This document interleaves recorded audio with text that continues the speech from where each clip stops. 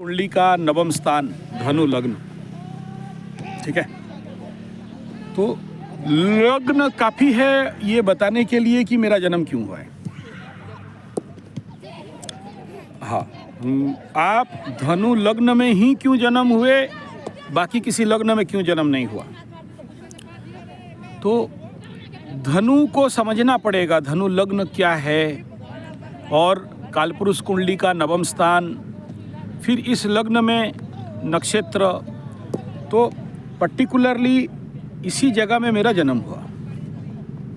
अब आपका प्रश्न पहला हुआ कि मैं जन्म क्यों हुआ, और अब इसमें इस लग्न को जब एक नंबर देखते हैं तो बाकी ग्रहों का स्थिति को देख के हमारे कर्म निर्धारण होता है। तो कालपुरुष कुंडली के नवम स्थान भाग्य स्थान, पिता का स्थान, धर्म का स्थान, आध्यात्म का स्थान, और ये नवम स्थान त्रिकोण का स्थान, नैसर्गिक कालपुरुष कुंडली के नवम स्थान धनु। और ऐसा धनु का जनरल एक ही रूप है जिसमें घोड़ा का शरीर है और इंसानी सर है। ठीक है, इंसान का दिमाग और घोड़ा जैसे पावर, हॉर्स पावर। तो धनु लग्न वाले बहुत ज़्यादा, आप देखिए कोई भी धनु लग्न का फिजिकल कंडीशन को देखिए, लंबा स्टंडा, एकदम स्टाउट बॉडी, एकदम मस्त बॉडी रहेगा। दिमाग भी बहुत सातिर और बड़े आध्यात्मिक टाइप के रहेंगे। अग्नि तत्व बनता है तो फायरी एनर्जी यहाँ पर आता है। और अगर कोई पूछे मेरे को कि धनु लग्न में क्यों जन्म हुआ, बोला आध्यात्म के लिए है, धर्म के लिए है। ये नैसर्गिक शुभ स्थान है, ये नेचुरल शुभ स्थान है। ऐसे लोगों के जीवन में, क्योंकि छलांग मारने वाला ज़िंदगी है, और ये लोग इंसान जैसे चल के आगे बढ़ना नहीं चाहते। इनको रेस में चलना है, फास्ट में चलना है। तो सूक्ष्म बुद्धि और शारीरिक बल, इनके अंदर दोनों का कॉम्बिनेशन ये रहता है। और इसका मूल मकसद इतना ही है कि मेरे को ज़िंदगी में आध्यात्मिक पुण्य, और ये जब मूल मतलब कालपुरुष कुंडली के त्रिकोण है तो ये अत्यंत शुभ स्थान हो गया। तो ऐसे शुभता लिए हुए व्यक्ति जन्म धरती में इसलिए होता है क्योंकि उसको आध्यात्म में उन्नति करना है। और जीवन के जितने सारे चैलेंज, प्रॉब्लम्स, जो कुछ बाधा विघ्न हैं, इनके ज़िंदगी में बाकी लोगों से ज़्यादा आता है, क्योंकि उसको परीक्षा देना है, उनको उसमें खरा उतरना है। और ये नैसर्गिक रूप में ये लोग गुरु होते हैं। ऐसे लोग दूसरे को एडवाइस देना, या दूसरे को मार्गदर्शन देना, या दूसरे का धनु लग्न ऐसे बता सकते हो कि दूसरों का प्रॉब्लम का एक अच्छा सॉल्यूशन इनके पास रहता है। इनका पर्सनालिटी बहुत हायर तबके का रहेगा। अगर 12 राशि में से अगर किसी लग्न को हम लोग बढ़िया देखते हैं, एक बहुत बैलेंस और साउंड लग्न है ये दूसरे से। हर जगह में कहीं ना कहीं आप लग्न में कमी पाओगे, लेकिन धनु लग्न का पर्सनालिटी कहीं भी जाके खड़ा हो जाए तो 10 आदमी ज़रूर एक प्रकार का मतलब आप डरें बोलें या सम्मान दें बोलें या वेट देते हैं। इनका प्रेजेंस ही काफ़ी होता है, कहीं भी खड़ा होने से 10 आदमी के अंदर एक भरोसा और विश्वास बन जाता है, क्योंकि नैसर्गिक शुभता इनमें होता है। It's a very auspicious. जहाँ भी बैठ जाएं वहाँ समाधान लेके आ जाते हैं। तो जीवन में समाधान, आध्यात्मिक उन्नति और नवम स्थान परम कल्याण करने के लिए इनका जन्म होता है।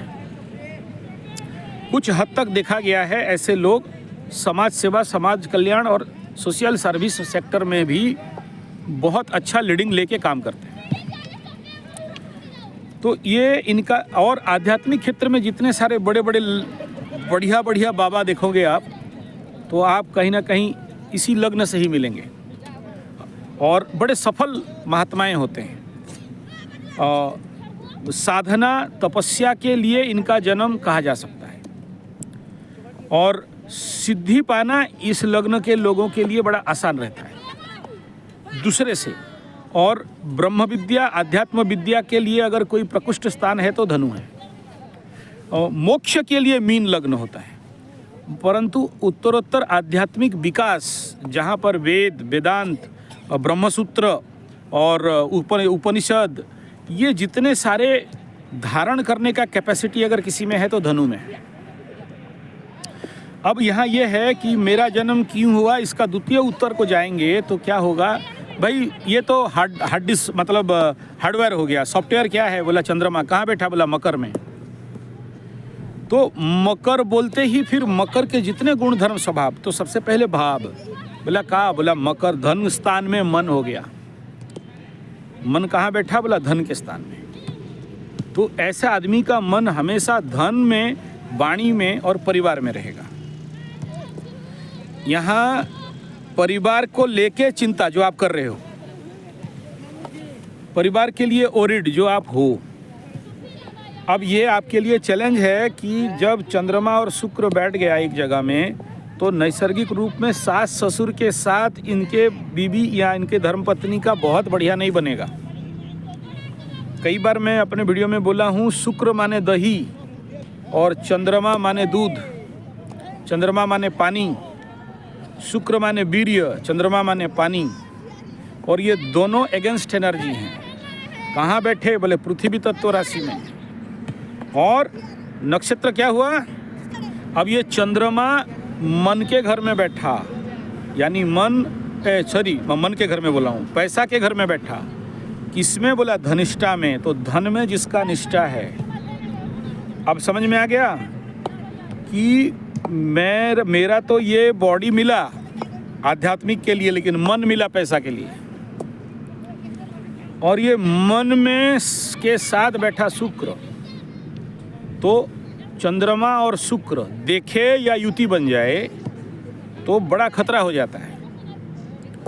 खतरा ये होता है कि मन में प्रचंड रूप में कामना वासनाओं का परिपूर्णता, इतना कामना वासना भर देता है आदमी के अंदर, जिसके कारण इसका शुक्र पानी भी हो सकता है। गाढ़त्व शुक्र का घटता है और जिसको लेके जिंदगी में प्रॉब्लम खड़ा हो जाता है। अब धनु को बल पावर चाहिए तो शुक्र से चाहिए, लेकिन यहाँ दे नहीं पाएगा, क्योंकि यहाँ शुक्र का एक घर षष्ठाधिपति है, 6th हाउस, और एक लाभाधिपति है, तो एगेंस्ट एनर्जी हो गया। और चंद्रमा धनु लग्न के लिए अष्टमाधिपति बन गया। अष्टमाधिपति हो गया मरण तुल्य पीड़ा, अचानक जीवन में परिवर्तन। तो परिवार में क्या होगा, अचानक परिवर्तन, अनकंट्रोल्ड। और जिंदगी में जो भी पीड़ा अष्टमाधिपति जहाँ बैठेगा वहाँ पीड़ा देगा। लग्न को पीड़ा देने वाला कौन है, बोला चंद्रमा। मन के कारण जीवन में दुख, चंद्रमा के कारण जीवन में दुख। लेकिन एक फायदा ये है कि अष्टमाधिपति अष्टम को देख रहा है द्वितीय में बैठ के, तो क्या कहेंगे, पीड़ा और जीवन में परिवर्तन तो आएगा, लेकिन बहुत घात नहीं कर सकता। एक फेवरेबल कंडीशन हो गया यहाँ पर, यानी प्रॉब्लम्स बहुत कुछ आएंगे, आप उन सबको मैनेज करके ले जाओ। और जिसका अष्टमाधिपति धन में बैठता है तो अचानक धन प्राप्ति। एक तरफ तो चंद्रमा कभी भी धन घर में बैठ के परमानेंट कंटिन्यूअस धन देगा नहीं। Dark moon, bright moon, Purnima, Amavasya, up and down, और ऊपर से अष्टमाधिपति। और कुंडली में अष्टमाधिपति जहाँ बैठता है वहीं से हम लोग देखते हैं चोर चपेट, एक्सीडेंट, दुख, मरण तुल्य पीड़ा, अचानक परिवर्तन, और वहाँ जाके ये सब करवाएगा। तो मेरा जन्म इसके लिए हुआ है, और साथ में शुक्र बैठ गया, तो कॉम्बिनेशन क्या बना, 8, उधर 6, इधर 11, 8, 6, 11 का कॉम्बिनेशन है यहाँ पर एनर्जी। कहाँ बैठा, बोला सेकंड 2 में।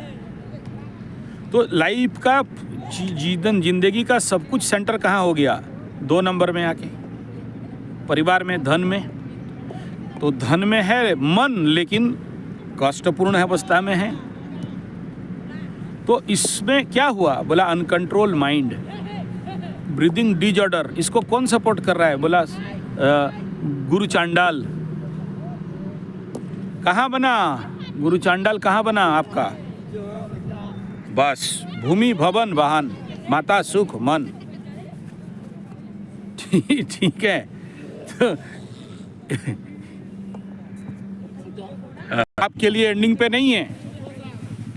हाँ, आप ये मतलब खुशफहमी में मत रहो कि आपका मकर राशि का 7.5 खत्म हो गया।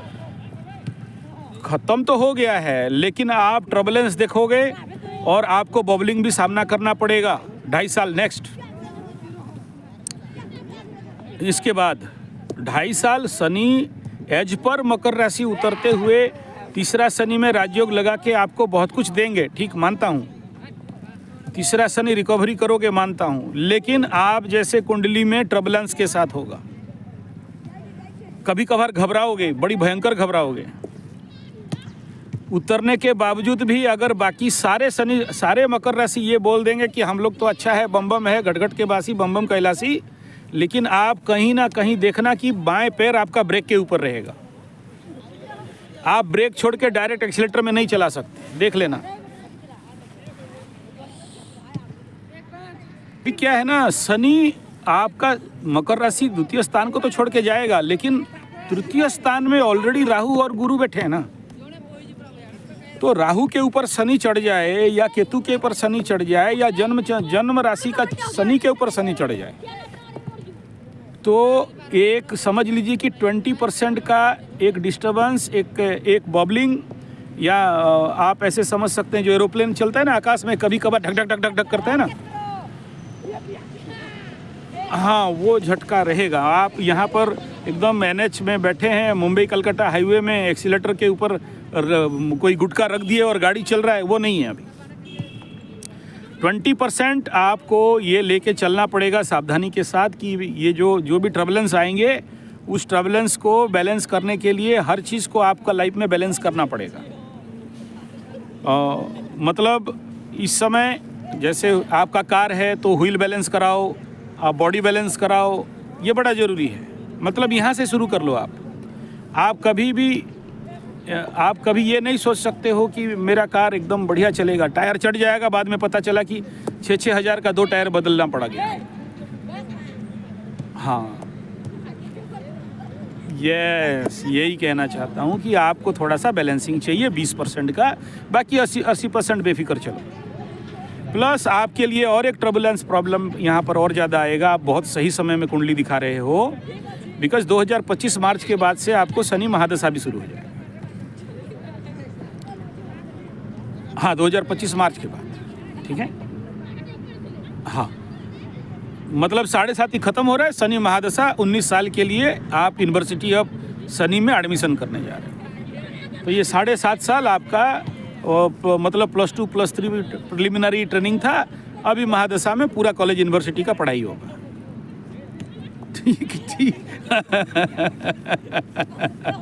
ठीक है, तैयार हो जाना है उधर, ठीक है, तेल लगा के रेडी हो जाना चाहिए, है।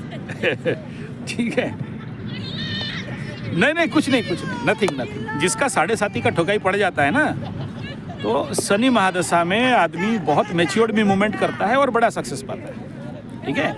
और आपका तो बम है, आपका तो चंद्रमा से एकादश का शनि है। हाँ, प्रॉब्लम इस जगह में थोड़ा सा आएगा ज़रूर। ज़्यादा ट्रबुलेंस ये है कि लग्न से द्वादश है, ठीक है। लग्न से द्वादश होने के कारण यहाँ पर इफ़ पॉसिबल एक हनुमान कवच या फिर काली कवच धारण कर लेना चाहिए। और सबसे पहला तो आप खुद ड्राइवर बनना छोड़ दो, ठीक है। जैसे मतलब आप हर एक चीज़ को जो ड्राइविंग फोर्स लेके आप सोचते हो कि मैं कंट्रोल कर लूँगा, नहीं, आप नहीं करना है। अभी तो मज़ा, आप हमें नहीं देख रहे हो, मेरा ज़िंदगी किसी पेड़ के नीचे गाड़ी लिया, कहीं फील्ड में लगा दिया, कहीं बैठ गया एकदम बम बम, चलो दुनिया जाए भाड़ में, हम रहें साण में, ठीक है। हाँ, हमें किसी का मतलब ही नहीं है, ठीक है। कौन आया कौन गया आने दो, जिसका जाना है जाने दो, कौन कुंडली दिखाया दिखाने दो, नहीं दिखाया नहीं दिखाने दो, खाना मिला बढ़िया नहीं मिला बढ़िया, ठीक है। हाँ, और हर एक साल एक बार जंगल में निवास का विचार करना। द्वादश का शनि को जंगल का शनि कहते हैं, है ना। 12वां शनि को जंगल का शनि बोलते हैं, ठीक है। आप अगर आप मकर राशि हो, द्वादश में जब शनि चल रहा था तो मैक्सिमम जो लोग जंगल के तरफ भ्रमण कर रहे थे उनको बहुत सेब मिल जाता है, ठीक है। और ऐसे लोगों को हम एडवाइस करते हैं कि जंगल बनाओ, जंगल पेड़ लगाओ। अगर ज़िंदगी में कुछ 19 साल सेफली चलना चाहते हो तो जंगल में रहो, जंगल में पेड़ बनाओ, मतलब पेड़ लगाइए और जंगल का सेवन करिए। You need more heavy oxygen.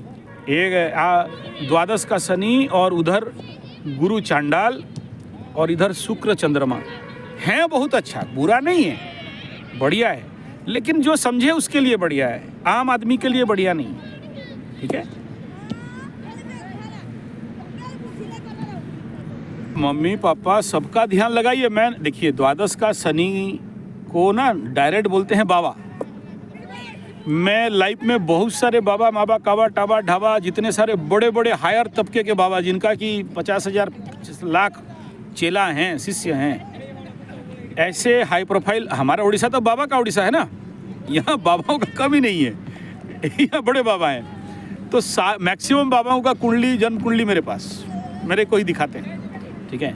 तो मैक्सिमम मतलब 100 में से 80 कुंडली अगर हो तो द्वादश का शनि रहेगा, ठीक है। और शनि का महादशा ऐसे द्वादश में हो, कालपुरुष कुंडली के अष्टम वृश्चिक का, यहाँ इस ऐसे शनि को बिखरा हुआ शनि कहते हैं। एक ही चीज़ है कि लड़की से दूर रहो बस। महाराज ऐसा है ना, अभी तक आप कंट्रोल कर लिए, ठीक है, लेकिन जैसे शनि का महादशा शुरू होगा, सुनो महाराज, ध्यान दे के सुनो, आचार्य संजय बोल रहा है, ठीक है। हाँ, कुछ है, महत्व है ना। आचार्य संजय अगर इंटरनेशनल हो गया है तो इंटरनेशनल के पीछे कुछ तो रहस्य होगा। मैं तो सारा बात तो खुल के नहीं बोल सकता हूँ, लेकिन इतना बता दूँ कि भगवान ने, देखो, हम ये सारा अपने बारे में बोलने से बड़ा ही हो जाएगा, लेकिन भगवान हमें जो कुंडली दिया है ना, हमारा कुंडली, मतलब आपका कुंडली नहीं खुल के भी आपका सब सुन के आधा क्या ज़्यादा बता दूँ, ठीक है। लेकिन मना है कि भाई अपना बहाव मत दिखाओ, ठीक है।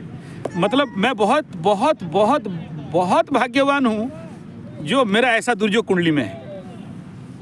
आम आदमी के लिए दुर्योग है, ठीक है ना, मेरे लिए ये राजयोग है, ठीक है।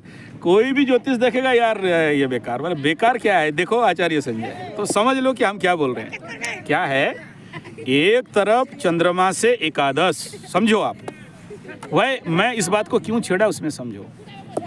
चंद्रमा से एकादश तो पहला मन तो ऐसे ही शुक्र के साथ पीड़ित है,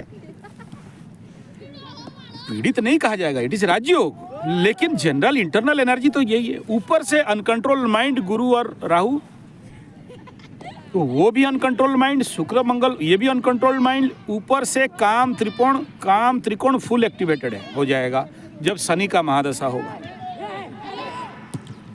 आप समझ रहे हो क्या बोल रहा हूँ मैं? बहुत हैवी लेवल का बात कर रहा हूँ, आप हल्का में मत लो इस बात को।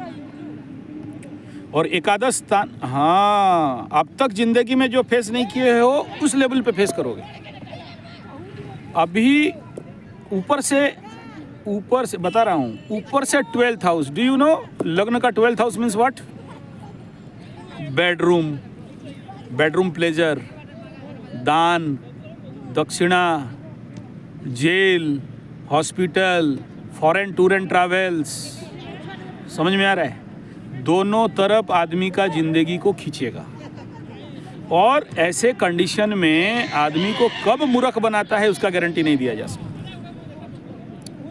ठीक है। जैसे आप बोल रहे हो कि मेरा बीवी के लिए मेरे को अलग रहना पड़ा, सास ससुर के साथ नहीं है, मतलब ये आदमी का कमजोरी ना हो।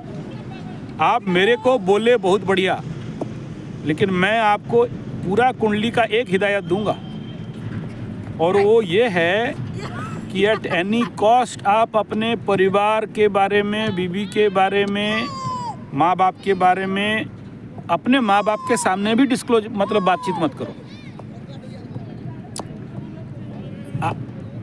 ये मैटर केवल मेरे को बोल दिया ठीक है, लेकिन धरती में और किसी को नहीं बोलना। जहाँ बोले आपके उस हाउस और प्लानेट गड़बड़ाएंगे आपके साथ। और ये मैं जो कह रहा हूँ ना, इसको the line on a stone, पत्थर का लकीर समझ लो। किसी से नहीं जिक्र करना है कि देखो मेरे साथ ऐसा हो रहा है, मेरा बीवी को अलग रख रहा हूँ, मेरा बाप नहीं सुन रहा है, मेरा ये नहीं हो रहा है, मेरा वो नहीं हो रहा है। Don't discuss any single thing about your family and about your personal problem. कोई दया नहीं करेगा, कोई नहीं बचाएगा। जो करना है आपको करना है। यही रेमेडी है कि आप किसी से बात नहीं करोगे, मुंह में ताला मार दोगे बस। ठीक है, ये पहला रेमेडी। आप जो पूछ रहे हो ना क्या रेमेडी, ये रेमेडी है। ठीक है, ये पहला रेमेडी, एकदम गांठ बांध के रख लो आप। नहीं, द्वादश का शनि भगाता है, बहुत भगाता है, बहुत यात्रा करवाता है। और कभी कभार ऐसे किसी मंदिर के पीछे बैठ के आंख से आंसू बह रहे हैं और अपने परिवार और अपने बीबी और अपने हालत के लिए बस आंख से आंसू ही आंसू हैं, और एक गहरा दुख और सदमा आएंगे, लेकिन वो पार कर देना है। वो मतलब तात्कालिक है, कुछ समय के बाद पार हो जाएगा, लेकिन ऐसा झटका देगा। ठीक है, और तो ये था पार्ट आपका लाइफ का कि ये इस रेमेडी के साथ चलना है। ठीक है, नेचुरली गुरु चांडाल होने से अच्छे गुरु नहीं मिलते हैं। और दूसरा, मैं रेमेडी साइट में जाऊं तो उससे पहले मैं आपको पहले आगाह कर दूं कि ये गुरु चांडाल और आपके बीच में 2 घर का डिफरेंस है, एक दूसरा और एक तीसरा। और तीसरा को बाधक कहते हैं, ठीक है, दूसरा को रक्षक कहते हैं। तो जो दूसरा घर है जो आपको रक्षा कर रहा है, इस कुंडली में वही बाधक बन के बैठा है।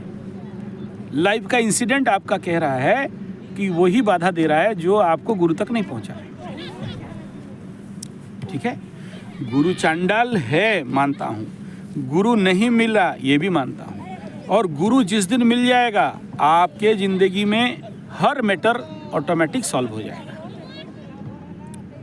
क्योंकि गुरु एक्टिवेट होते ही राहु को दबा देगा, डोमिनेट कर देगा।